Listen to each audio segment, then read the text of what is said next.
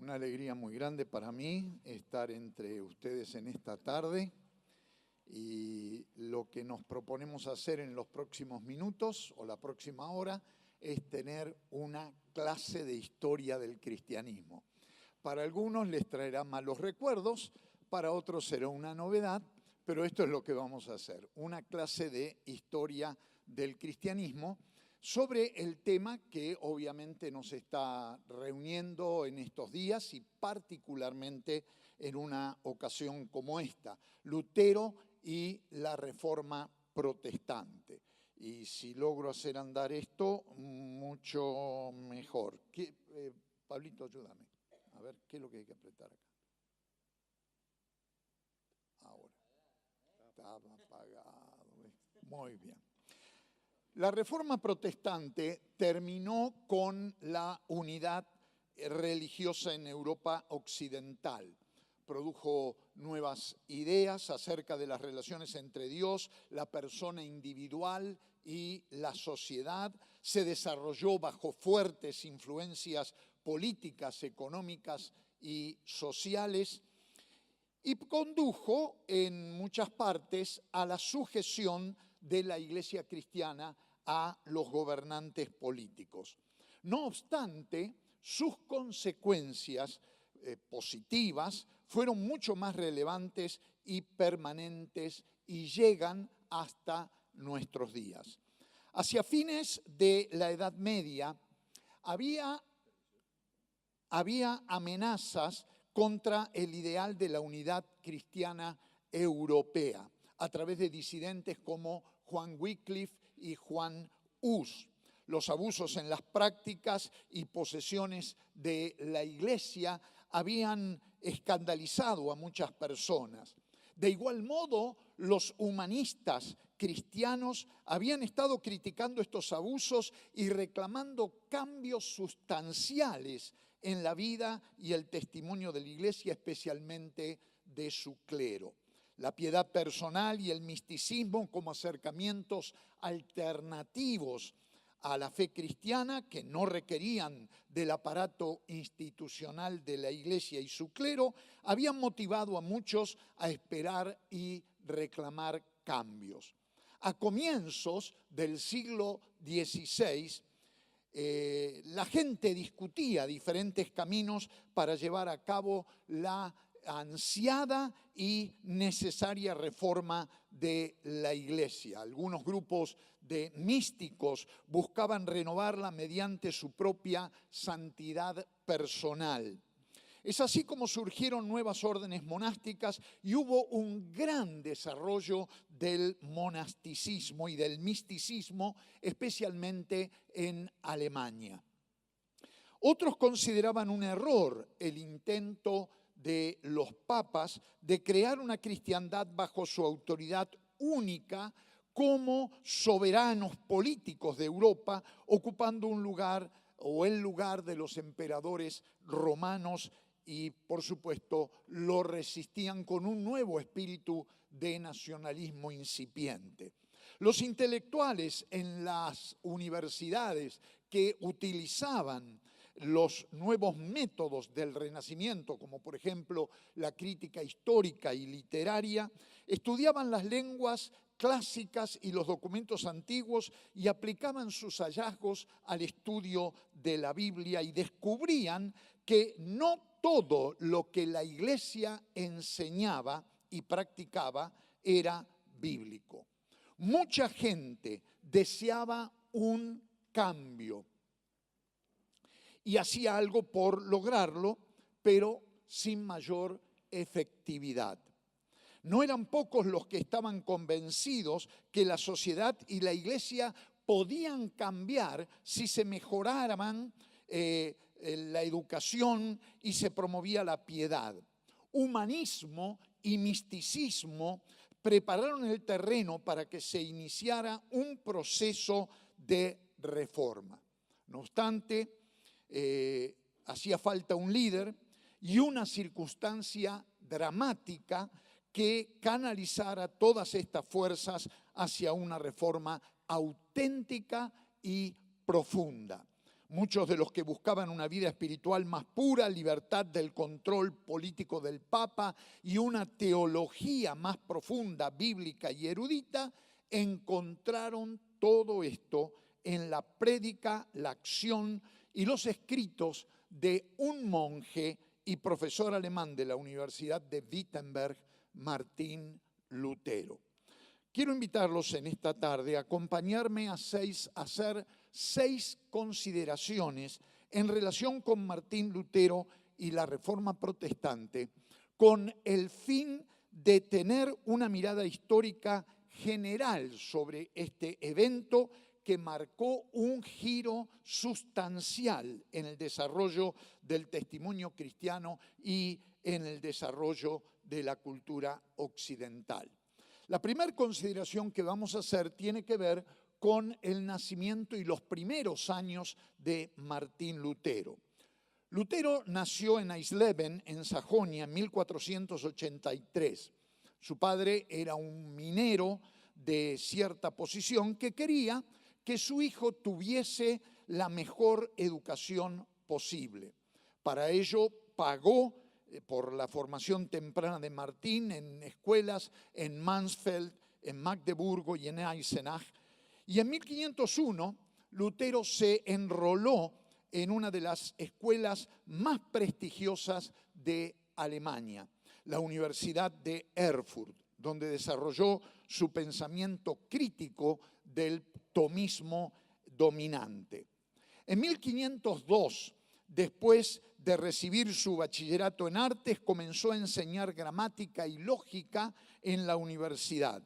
Para 1505 se graduó en maestría de artes. Su padre quería que estudiara leyes, pero contra la voluntad de su padre y después de haber vivido una experiencia personal de gran temor al escapar de un rayo, Lutero se hizo monje agustino en Erfurt, donde hizo los votos monásticos irrevocables en 1506.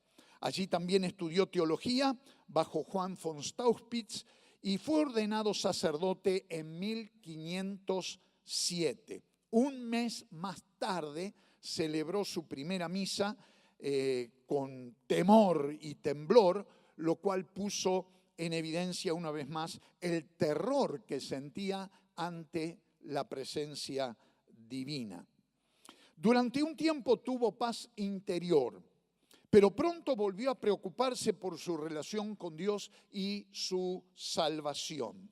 Debido a su angustia personal, Lutero no podía reconciliar el problema de la pecaminosidad individual con la justicia de Dios. ¿Cómo podía una persona pecadora lograr la justicia necesaria como para obtener salvación? Para responder a este problema existencial fundamental, probó todos los caminos que la iglesia medieval ofrecía para traer perdón y salvación.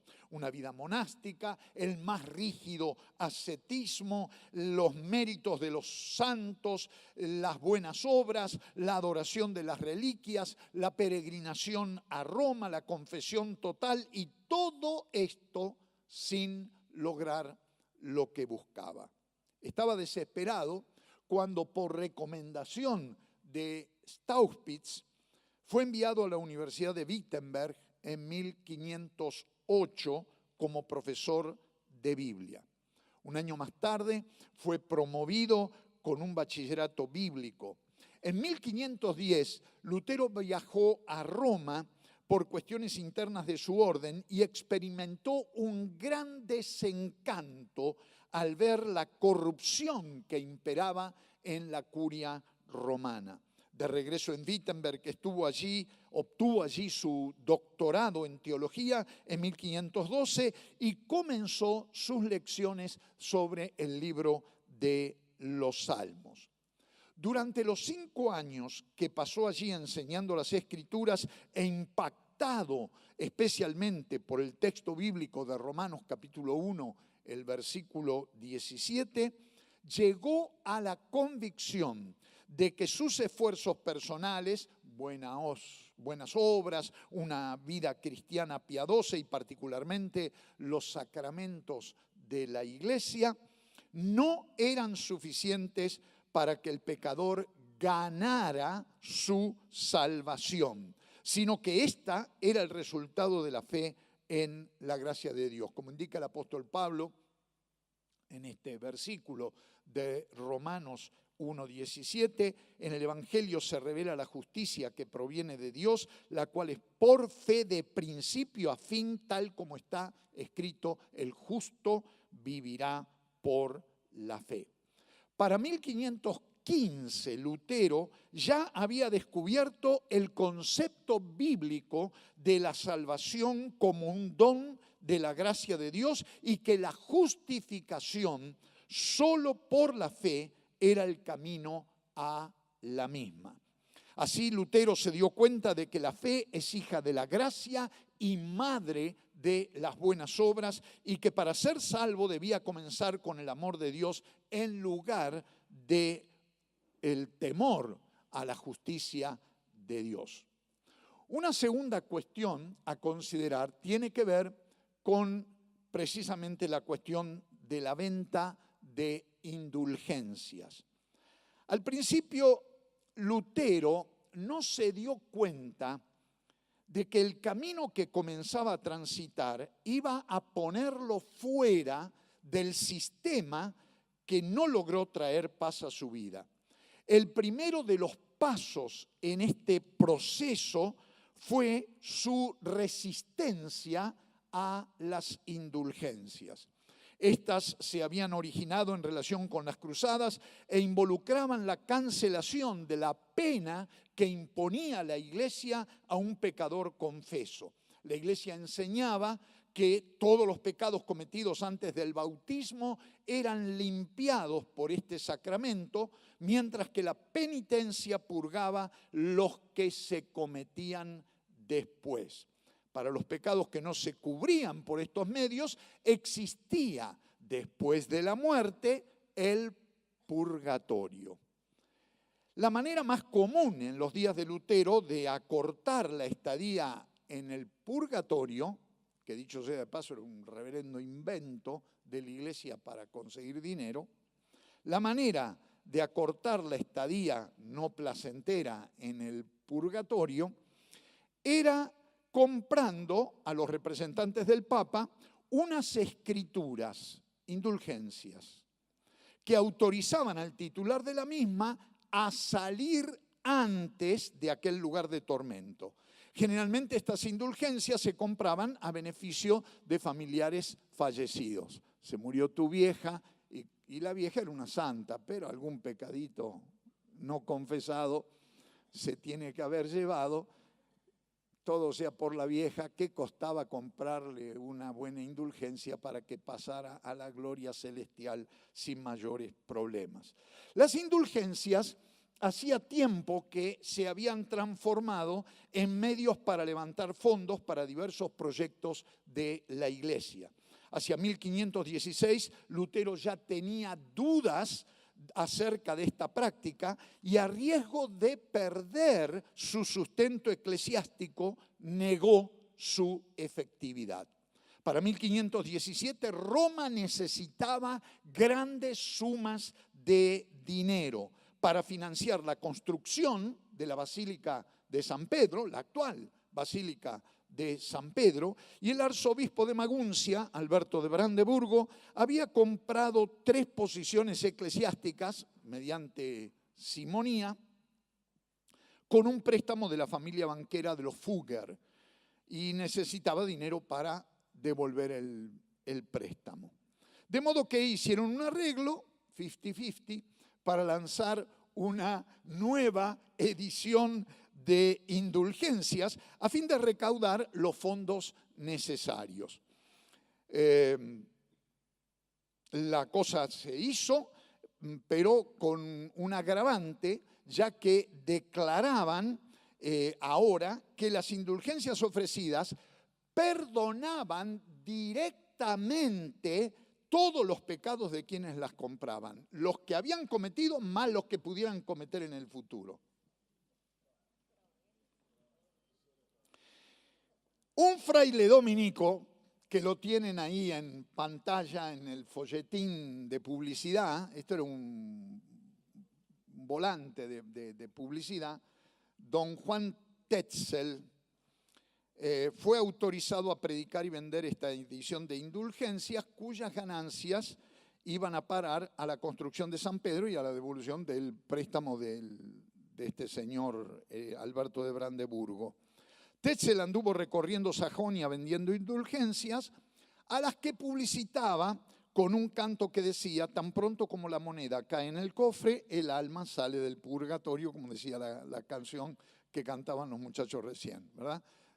Si ustedes quieren saber la canción y leen alemán, ahí la tienen, ahí está el verso, tal como lo cantaba Tetzel. El comentario del doctor Wilton Nelson sobre esta cuestión, Wilton Nelson, un gran historiador nuestro latinoamericano de hace años atrás, dice: de acuerdo con la teología de la Iglesia Católica Romana, la persona que peca incurre en pena eterna y temporal. Al confesar su pecado, el penitente, el sacerdote lo absuelve de la culpa y la pena eterna, pero queda la temporal que el penitente mismo tiene que pagar en esta vida o en el purgatorio. Pero la Iglesia puede ser indulgente con el penitente, remitiendo la pena temporal de sus pecados, girando sobre este tesoro de méritos que decía la Iglesia tener, constituido por los méritos extras de la Virgen María, de Cristo, la Virgen y los santos, aplicándolos a la cuenta del endeudado.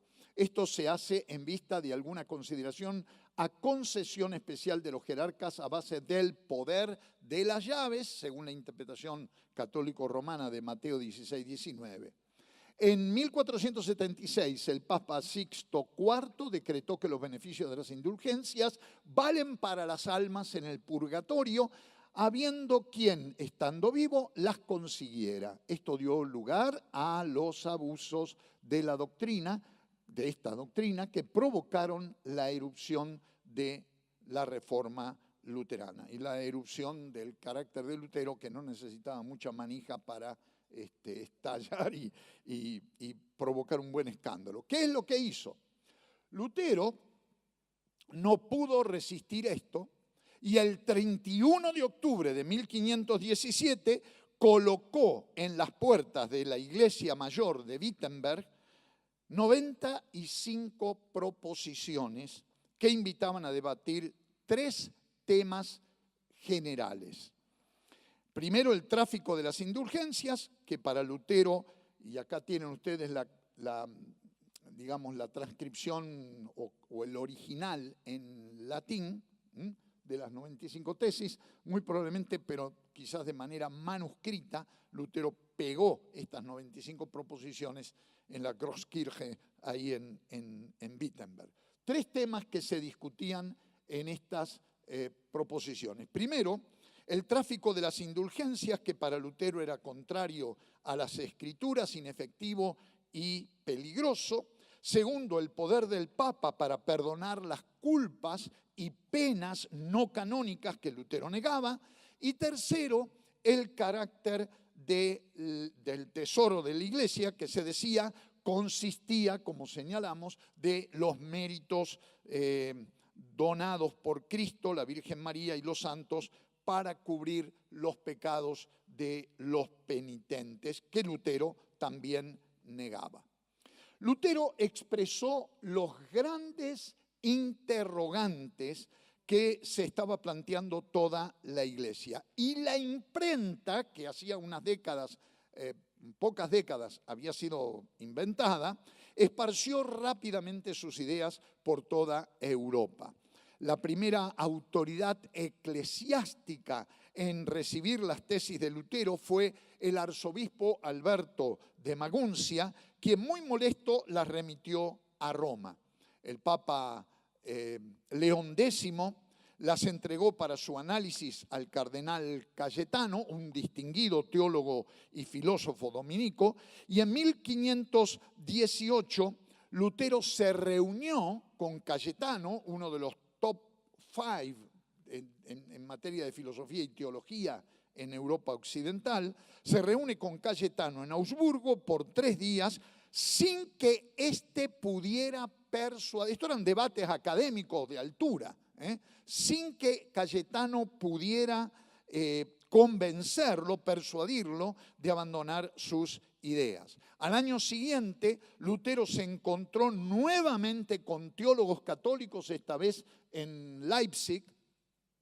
Del lado católico estaba nada menos que otro pesado de la teología católica de aquel entonces, Juan Eck, el teólogo católico romano más distinguido de aquel entonces, y ni él ni sus oponentes ganaron el debate. Pero Lutero puso en evidencia, con esto una nota al margen, Lutero era uno de los teólogos más distinguidos de su tiempo. Los debates que tuvo, el mano a mano, las pulseadas teológicas, no fue con teólogos de segunda o de tercera, fue con los top 5, los 5 más grandes teólogos, y el primero y el segundo, representando a Roma. Era un hombre muy preparado y además muy inteligente. Entonces, ni él ni sus oponentes ganaron el debate, pero Lutero puso en evidencia que ya no estaba dispuesto a seguir la opinión de los teólogos oficiales de la Iglesia Católica Romana en cuanto al significado de la Biblia, y que estaba más de acuerdo con las doctrinas que había predicado Juan Hus y Juan Wycliffe que con lo que predicaba Roma. Para ese momento, Lutero ya estaba convencido de que solo la Biblia y no las tradiciones religiosas o las declaraciones papales era la que determinaba cuáles eran las creencias y las prácticas religiosas correctas. En 1519, Carlos V, Carlos I de España, fue elegido emperador del Sacro Imperio Romano Germánico y se dio cuenta del problema religioso que se estaba suscitando en Alemania a causa de Lutero. Los diversos territorios heredados le proporcionaron un inmenso poder y lo convirtieron en el árbitro de la política europea durante la primera mitad del siglo XVI. No obstante, su ideal centralizador e imperial chocó con las tendencias nacionalistas, especialmente la disidencia religiosa en Sajonia. Además, Carlos V consideraba como deber supremo preservar la unidad de la fe y terminar con toda disidencia y herejía. Una actitud muy parecida a la de Constantino a comienzos del siglo IV. Mantener la unidad del imperio a través de una fe cristiana, pero uniforme para todo el mundo. La tercera cuestión que quiero compartir con ustedes tiene que ver con la condena y, por otro lado, la contribución de Lutero. En 1520, Lutero fue condenado como hereje y declarado proscripto por una bula del Papa León X. El título de la bula, Exurge Domine, y lo que hizo Lutero fue, en público, delante de toda la gente, ahí en Wittenberg, la quemó. Es como hacerle pito catalán al Papa. En abril de 1521, Lutero fue citado para presentarse en Worms ante la Dieta. La Dieta era el parlamento del Sacro Imperio Romano Germánico, la asamblea legislativa del imperio, en la que estuvo presente nada menos que el propio emperador Carlos V y las figuras más importantes del imperio. La Dieta lo conminó a retractarse de sus enseñanzas y escritos, lo cual Lutero, era un alemán cabeza dura, se negó a hacer. La Dieta terminó colocándolo bajo el bando, lo cual significaba que Lutero quedaba fuera de la ley y cualquier príncipe cristiano podía arrestarlo y matarlo sin por ello cometer un delito penado por la Iglesia. Les recomiendo, antes que termine este año en que andamos todos con la euforia de Lutero, leer un libro que es precioso, fascinante. Es una edición muy vieja, tenemos 4 o 5 ejemplares en biblioteca. Lutero de Roland Bainton. Bainton describe muy bien, en base a documentación, a fuentes primarias, el encuentro allí en Worms. Lo presionaron, le pusieron todos sus libros adelante en una mesa para que renunciara, y Lutero discutió hasta que finalmente cierra Lutero el debate con estas palabras: como pues vuestra serenísima majestad y vuestras señorías pedís una respuesta simple, la daré de un modo que no sea ni cornuda ni dentada. Lutero tenía una boquita que de vez en cuando, especialmente cuando ya pasaba el segundo litro de cerveza, se le escapaba un poco. Si no me convencen mediante testimonios de las Escrituras o por un razonamiento evidente, puesto que no creo al Papa ni a los concilios solos, porque consta que han errado frecuentemente y contradicho a sí mismos, quedo sujeto a los pasajes de las Escrituras aducidos por mí y mi conciencia está cautiva de la palabra de Dios. No puedo ni quiero retractarme de nada, puesto que no es prudente ni recto obrar contra la conciencia. Que Dios me ayude. Se cerró la reunión de la dieta. Lutero se fue a dormir esa noche. Y esa noche salió disparando de Worms, porque si amanecía, amanecía muerto. Lutero escapó de Worms con la ayuda de Federico III el Sabio, que era el príncipe elector de Sajonia, y el príncipe que gobernaba el territorio donde Lutero residía. Lutero se refugió en este lugar, que todavía está en pie, el castillo de Warburgo, en Eisleben, en Eisenach, por 10 meses. Federico jamás aceptó las ideas de Lutero, pero lo protegió porque este era su súbdito y tenía razones políticas para hacerlo. Era como mojarle la oreja al emperador y a los demás príncipes electores en un gesto de cierto nacionalismo sajón. Pero lo protegió porque este era su súbdito y bueno, y Sajonia estaba dentro del Sacro Imperio y era una manera de provocar cierta molestia en ese ámbito. Mientras el Papa León X evaluaba el riesgo de condenar a Lutero como hereje, su trabajo literario en Warburgo fue realmente intenso, destacándose especialmente la traducción del Nuevo Testamento al alemán popular, publicado en septiembre de 1522. La traducción entera de toda la Biblia no quedó completa sino hasta 1534 y fue su mayor contribución, ya que la hizo accesible a muchas más personas, al tiempo que influyó notablemente en el desarrollo de la lengua alemana. Además, fue en Warburgo donde Lutero se dedicó a escribir una serie de panfletos y tratados en los que convocaba a una reforma de la Iglesia. En 10 meses este hombre escribió una barbaridad, y no es tanto la cantidad sino la calidad de lo que escribió.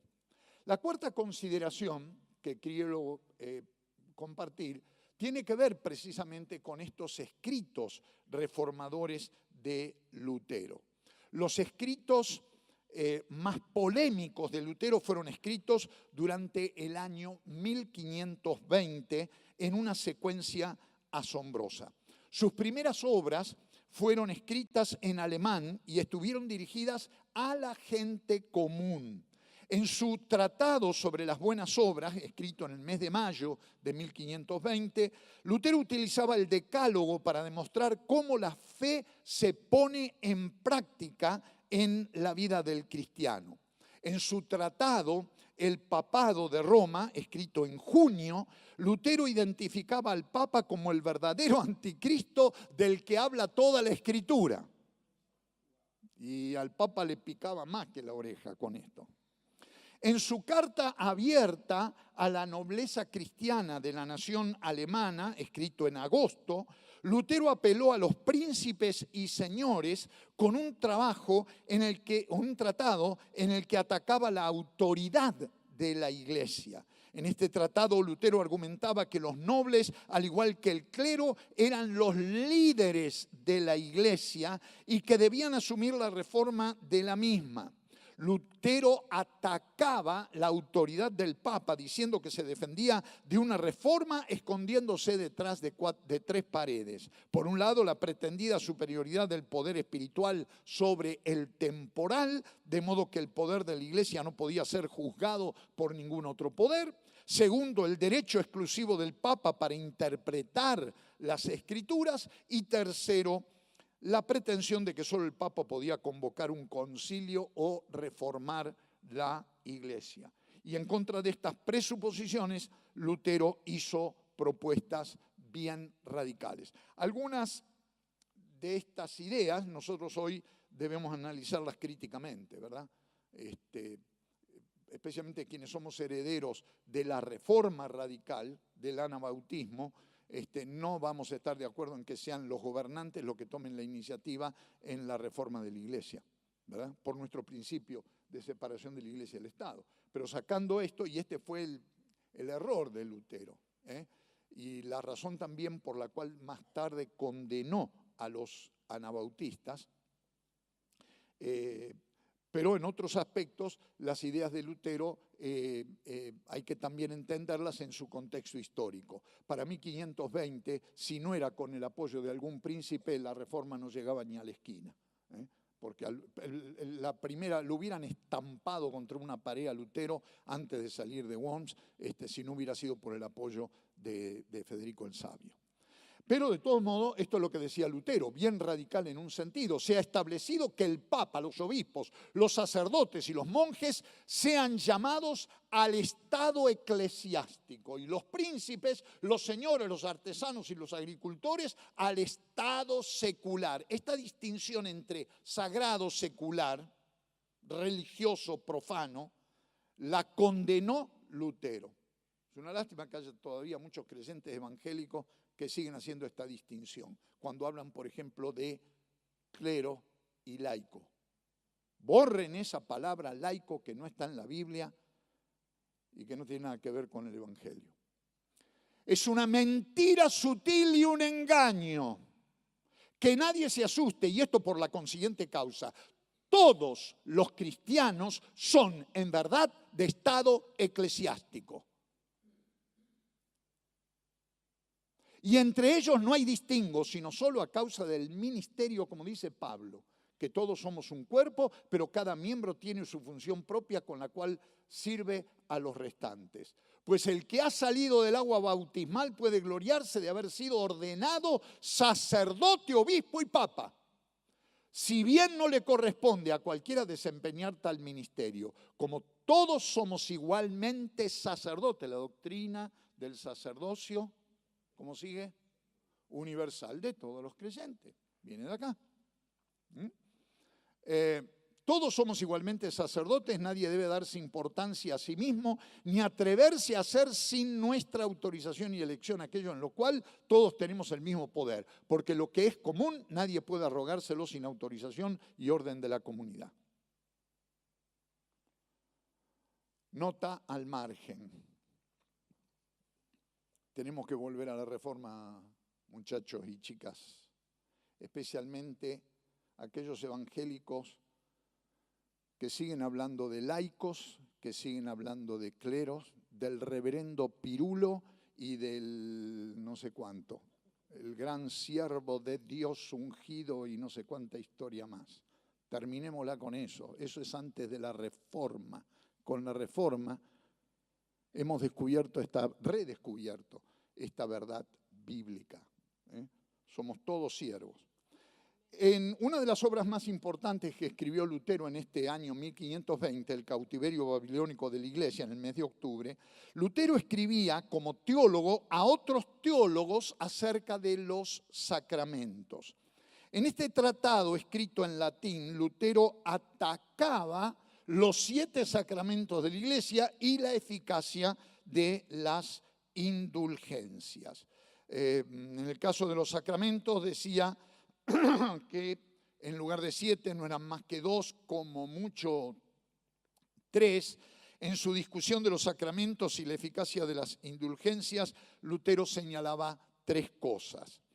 Primero, declaraba que hay solo 2 sacramentos y no 7, la Cena del Señor y el bautismo, y ponía en dudas la transubstanciación, es decir, que el pan y el vino se convierten en literalmente, materialmente, en el cuerpo y la sangre de Cristo, y proclamaba la consubstanciación, es decir, una presencia real de Cristo con los elementos. Cristo está presente en forma real en la comunión del pan y el vino. Y tercero, indicaba que todos pueden participar de ambos elementos y que la eficacia de esto dependía de la fe del creyente, no de manera mágica como se pensaba en la Edad Media.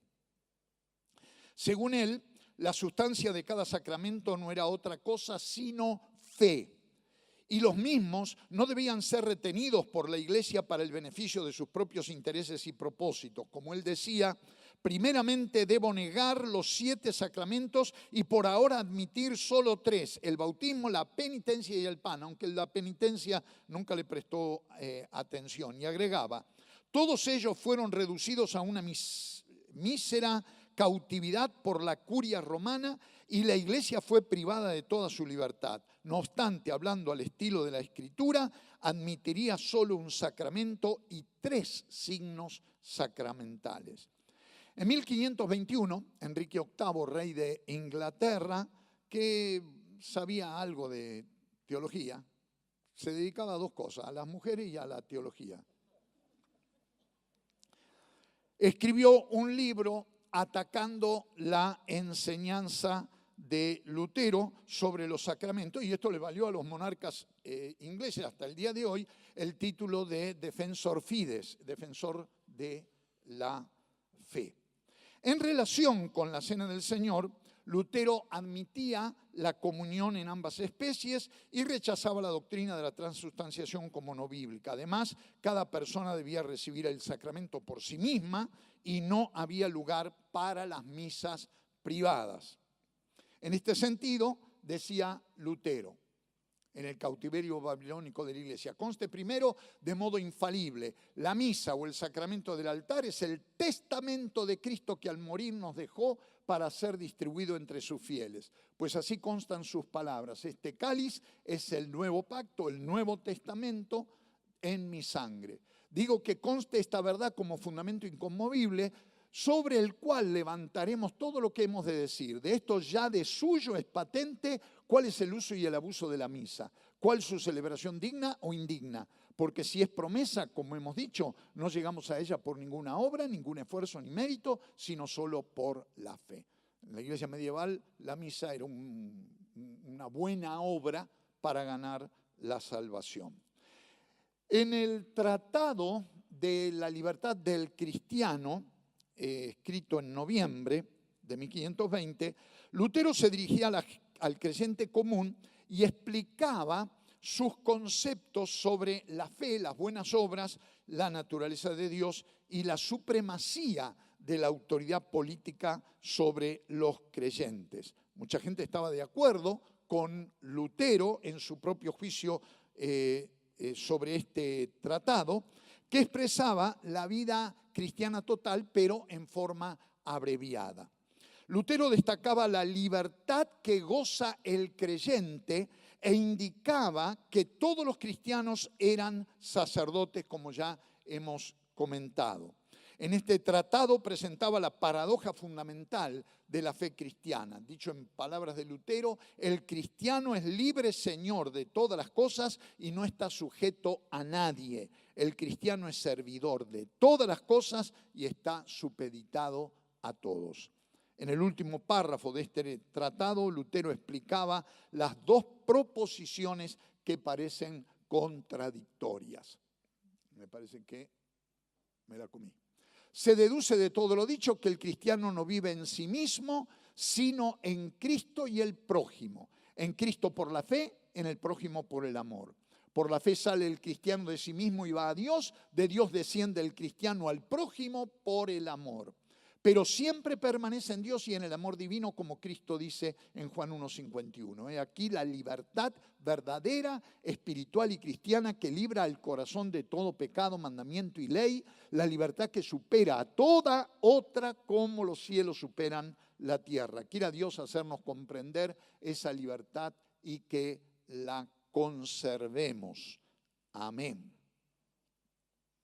La manera en que Lutero se expresó en estos tratados no era muy diferente de la usada por Juan Wycliffe y Juan Hus. Ya era evidente para 1520 que Lutero había cruzado el río y no había boleto de retorno.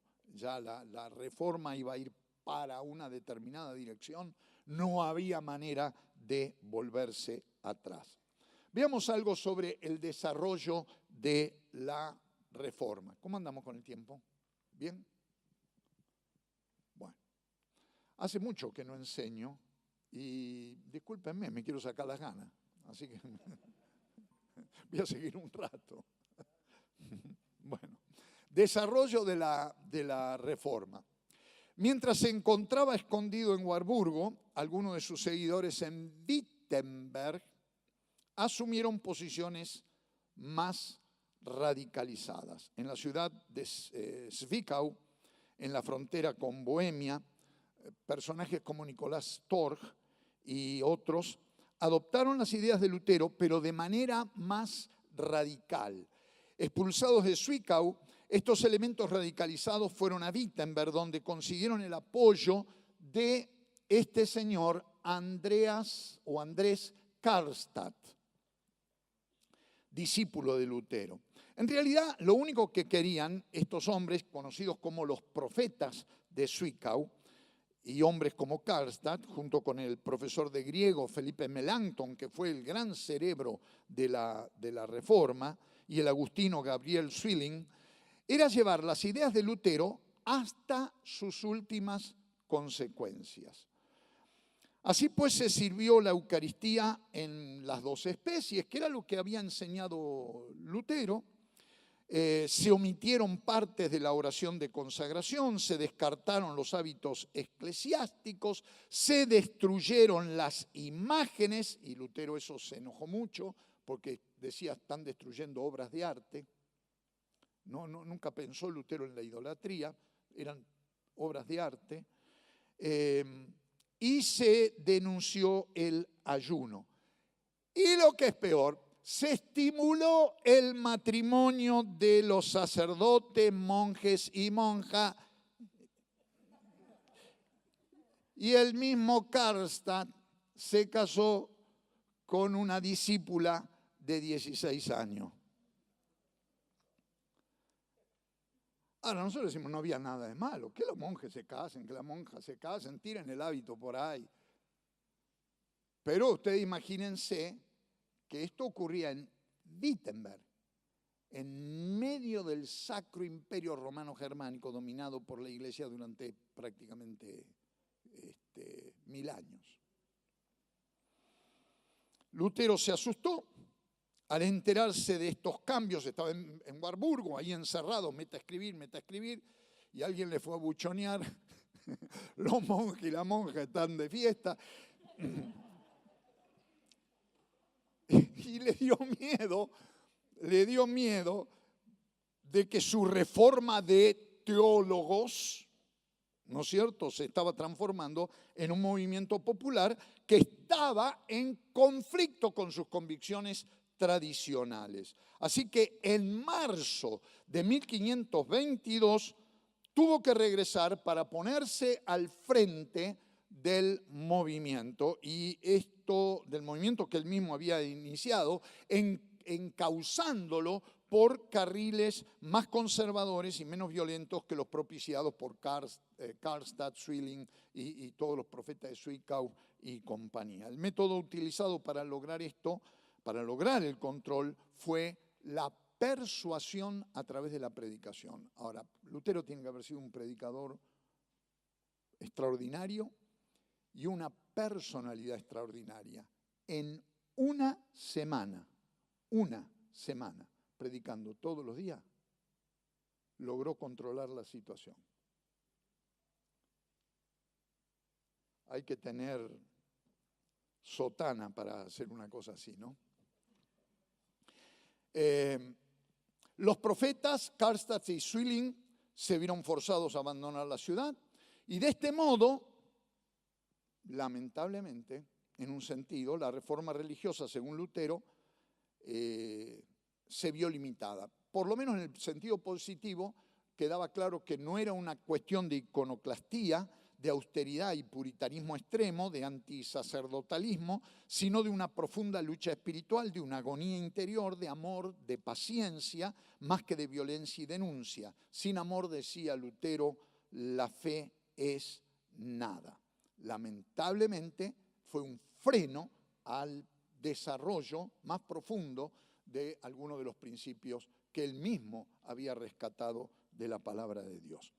La enseñanza Lutero pudo llevar a cabo su labor de reformador en Wittenberg sin enfrentar mayores dificultades. Contó con el respaldo del príncipe elector de Sajonia, como vimos, Federico el Sabio, y pudo continuar tranquilo su obra en Sajonia hasta morir en paz.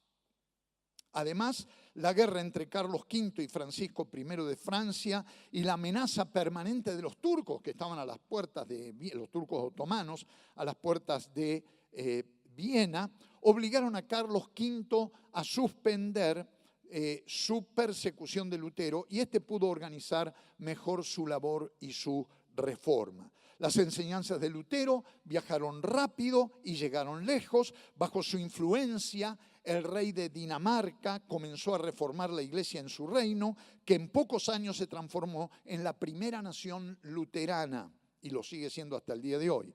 Varios otros reinos del norte de Europa adoptaron la fe luterana y establecieron a la iglesia luterana como oficial. Suecia se hizo luterana en 1527 y Noruega en 1537.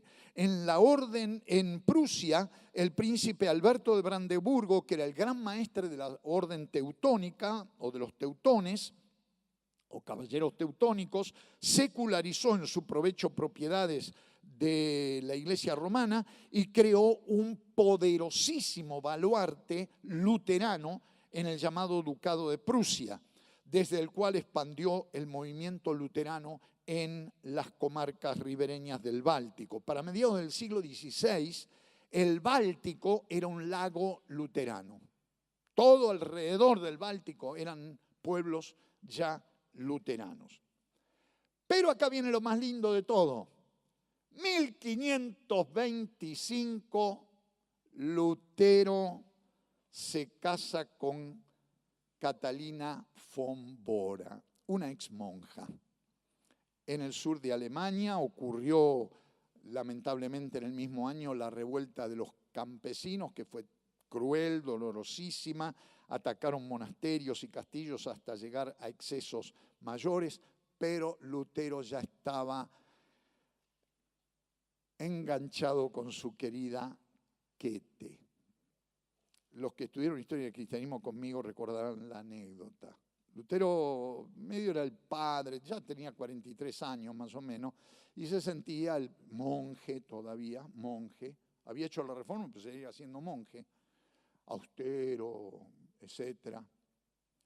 Pero él se sentía responsable de estos monjes que largaban los hábitos, sacerdotes que largaban los hábitos, y las monjitas que quedaban. Era un problema, porque la monja que colgaba los hábitos quedaba en la calle, no tenía comida, no tenía techo, no tenía trabajo, y además era soltera, no tenía marido que la sostuviera. Así que Lutero dijo, este problema hay que resolverlo, porque esta monja cuelgan los hábitos, pero se van a morir de hambre en la calle. Así que empezó a buscarle marido. Y era una ¿cómo se llama? Celestina, gracias, de primer orden. Casó a una con casó a la otra. Generalmente las casaba con pastores, que a su vez eran nobles. Y Catalina tenía unos 26 años más o menos, era bastante menor que él. Le consiguió un flor de candidato, un tipo que era pastor, un hombre de Dios y qué sé yo, qué sé cuánto, pero además era noble. Así que tenía propiedades y demás. Con este tipo vas a ser re feliz, es un buen hombre, etcétera, etcétera. Le dijo en una oportunidad cuando la llamó a su despacho. Ella lo llamaba doctor. Y le dijo, doctor, no me puedo casar con el hermano fulano. ¿Cómo que no? Te he conseguido el mejor candidato en todo Sajonia. Un hombre de Dios, bueno, tiene plata, ¿qué más querés? Doctor, no me puedo casar con ese hombre. ¿Pero cómo que no te puedes casar? Y ya Lutero engranaba enseguida. ¿Por qué no te puedes casar? Porque estoy enamorada de otro hombre, doctor. ¿Y quién es ese desgraciado? Usted, doctor.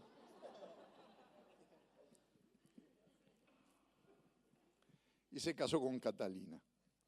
6 hijos y una mujer extraordinaria. Si ustedes tienen la oportunidad de ir a Wittenberg, a la casa de Lutero,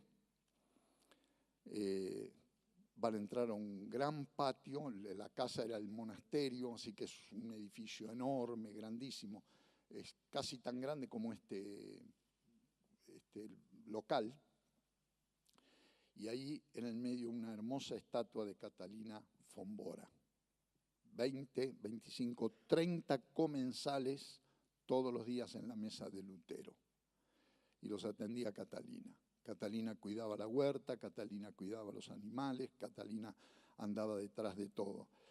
Y especialmente de los chicos, porque Lutero se queja en sus Tigenrede, las charlas de sobremesa. Dice, ¿cómo se puede hacer teología con 6 chicos gritando por toda la casa? Pero por otro lado también Lutero decía,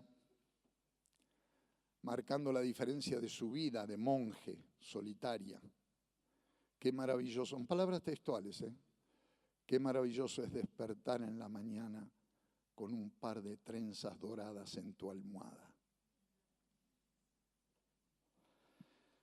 Esto tiene que ver con la Reforma, porque la Reforma no es solo un cambio en la teología, es un cambio también en el estilo de vida.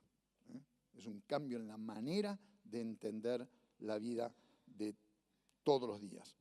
En un sentido, estos movimientos populares, como la Guerra de los Campesinos, fueron motivados por Lutero mismo, quien enseñaba que para eliminar la corrupción en la Iglesia era necesario quitarle sus riquezas, especialmente sus posiciones territoriales. Esto fue una especie de cheque en blanco para que las masas empobrecidas, oprimidas, desposeídas, campesinas, en un proceso de transición muy importante, la muerte del feudalismo y el nacimiento del mundo moderno, empezaran a invadir las propiedades de los señores y empezaran a invadir monasterios, iglesias, a robar, a despojar, y una violencia realmente impresionante. Lamentablemente, Lutero, en lugar de encauzar la revolución popular o el levantamiento popular, tal como hizo con el levantamiento religioso en Wittenberg, en lugar de ponerse al frente, y él podía haberlo hecho porque era un líder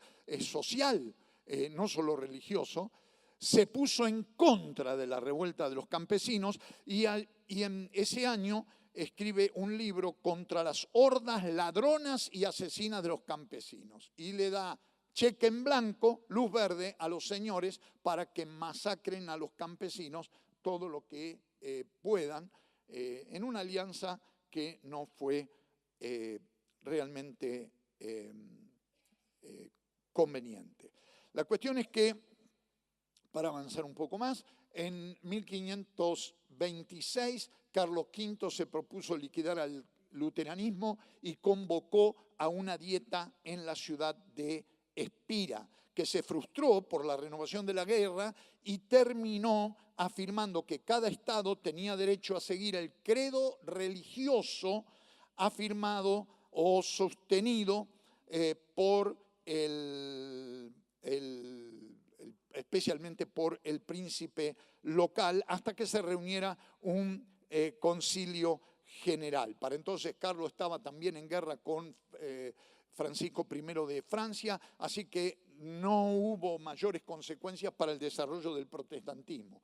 Pero en 1529 se reunió una segunda dieta. Recuerden, dieta era el parlamento, era la asamblea legislativa en Espira, que demandó la inmediata ejecución de las decisiones de la dieta de Worms, le dio a los católicos plenos derechos de adoración en todos los estados del imperio y limitó los derechos de los luteranos. 5 príncipes alemanes firmaron una protestatio en latín, una protesta, y por lo tanto se los llamó protestantes. Acá nace el nombre de protestantes en 1529 y por estas circunstancias. De todos modos, para esta fecha, Lutero ya había alcanzado una posición firme en su liderazgo eclesiástico y en la formación de líderes. Ya se habían designado comisiones de visitación para examinar, reformar y reorganizar la vida de las iglesias en Sajonias, y empezó una cierta forma de estructuración orgánica de lo que hasta entonces había sido un movimiento. Lutero procuró también mejorar el nivel de educación del pueblo, y quizás podríamos ocupar 2 horas más hablando de la importancia de Lutero en lo que hace a la educación popular, a través de varias obras como el Catecismo Mayor y el Catecismo Menor. La cosa es que para 1530 nos encontramos con la Confesión de Augsburgo, escrita por Felipe Melanchthon con la aprobación de Lutero, y que se transformó en la base de la fe luterana. A partir de 1530, entonces también los luteranos procuraron organizarse en ligas defensivas para protegerse de los esfuerzos de por parte de Carlos V para restablecer el catolicismo en el imperio. Y entre los años 1532 y 1546, el luteranismo gozó de su época de oro durante la vida de Lutero, de mayor desarrollo, de mayor crecimiento. Para cuando Lutero murió en 1546, el Papa Pablo III convocó a una cruzada contra los luteranos, pero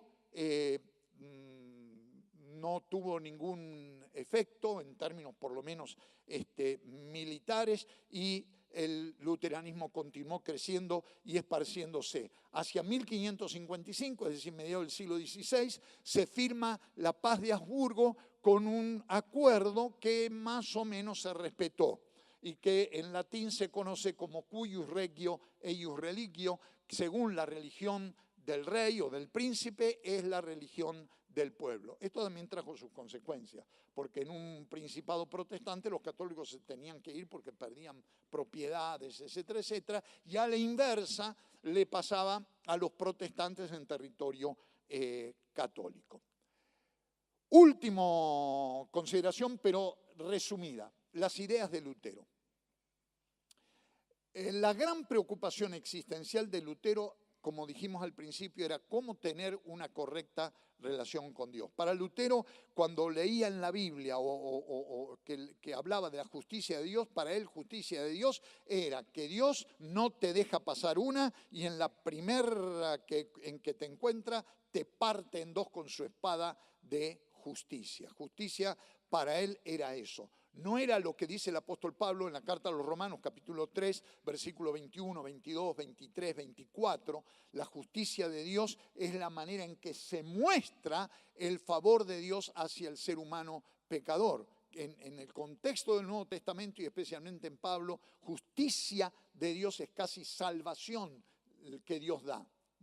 La iglesia respondía de dos maneras a este problema de la salvación y la seguridad de la salvación, que eran la vida monástica y los méritos de los santos y los sacramentos. Y por otro lado, la fe en términos escolásticos era entendida como ascensus, es decir, asentimiento a un cuerpo de doctrina. De manera que si vos repetías el credo apostólico, los 10 mandamientos, la bienaventuranza y 3 o 4 versículos bíblicos, adentro, no había ningún problema. Hay muchos evangélicos que siguen pensando así. Son todos los que defienden la sana doctrina. Mientras vos repitas el discurso oficial, estás aprobado. En donde se te ocurrió cambiar una palabra, ya pasás a la categoría de hereje o por lo menos empezás a tener problemas. Eso es ascensus. Lutero descubrió que según el Nuevo Testamento, la fe no es asentimiento a un dogma, por bueno o perfecto que sea. Fe es confianza. Es confianza en el amor que no merecemos de Dios, es decir, en la gracia de Dios. La reforma resultó entonces del hecho de que Lutero probó los dos caminos anteriores o todos los caminos que la iglesia le ofrecía para tener paz con Dios, y eso no le resultó y no tuvo paz hasta que encontró que el camino de salvación estaba en Cristo, confiando en la gracia que Dios mostró a través de Cristo conforme el testimonio de las Escrituras y a la que se accede por la fe, la confianza en el Señor.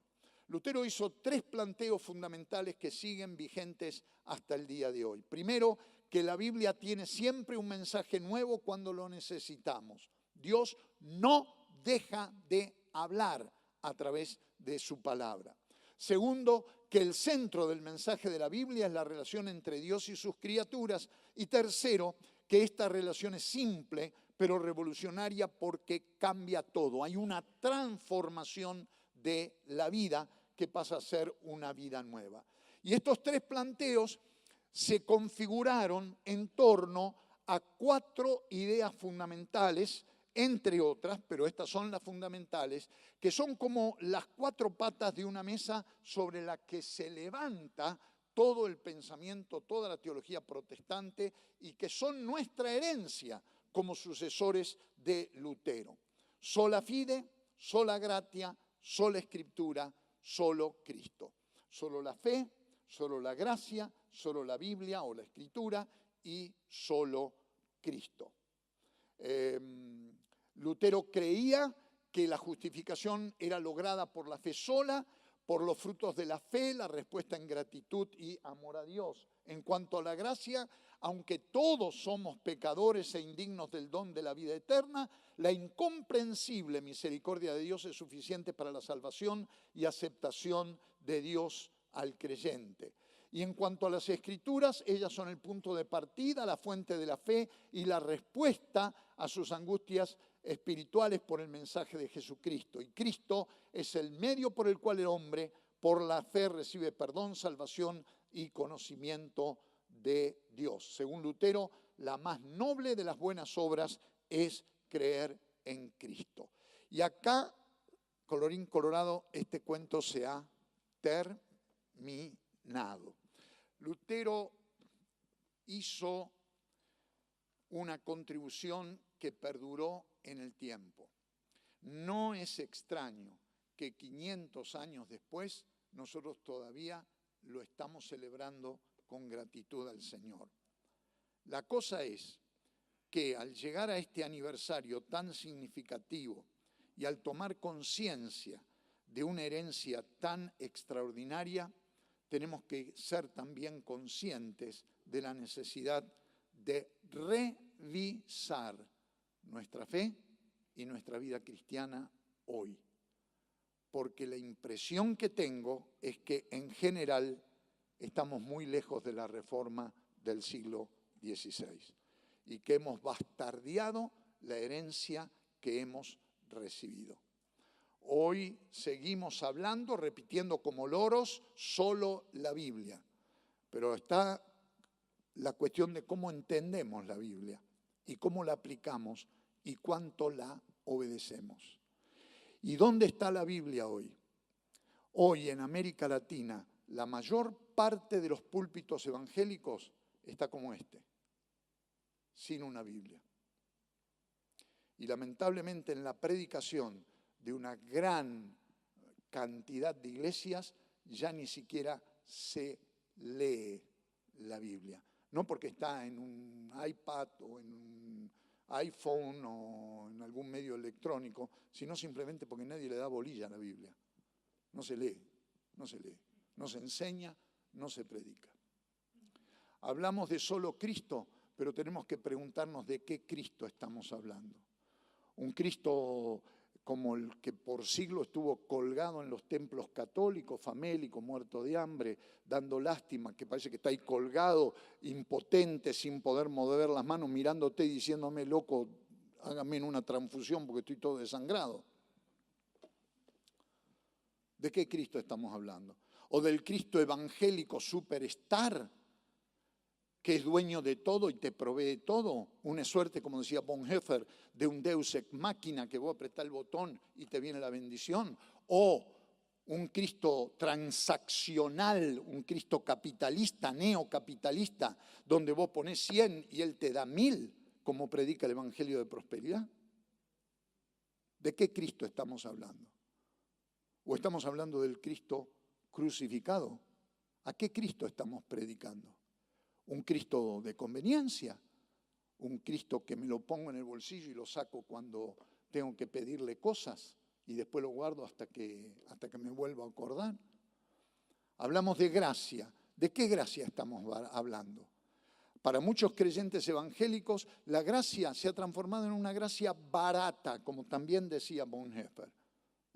Venga Cristo, que se le cura la caspa, el callo plantal y el gato. Y la gente entusiasmada, gloria a Dios, pero ¿y después? No viven como Cristo. Entonces la gracia no sirve para nada. O por el otro lado está la gracia costosa. ¿Cuántos creyentes evangélicos piensan que tienen que hacer buenas obras a su manera? Si vos no hablas en lengua, no está en el reino. Si vos no ponés el diezmo, te quedaste afuera. Si vos no vas todos los domingos al culto, estás frito. Si no tenés tu devocional personal de todos los días, fuiste. Entonces, ¿el evangelio qué es? ¿Buenas obras o es gracia? Gracia. Necesitamos revisar esto. Y junto con esto un montón de cosas más. Y por otro lado, fe. Como dije hace un rato, muchos evangélicos interpretan la fe igual que en la Edad Media. Asentimiento. Andan todavía un montón de evangélicos desesperados tratando de definir lo que es la sana doctrina, cuando el Nuevo Testamento ya la define. Vayan a la carta de Pablo a Tito. ¿Qué dice Tito en cuanto a la sana doctrina? Porque aparece esa expresión allí. La sana doctrina, según el apóstol Pablo, es que la vieja no se emborrachen, que le den buenos consejos a las mujeres jóvenes y cosas por el estilo. La sana doctrina tiene que ver con la conducta, no con un credo y con la repetición mecánica de un credo.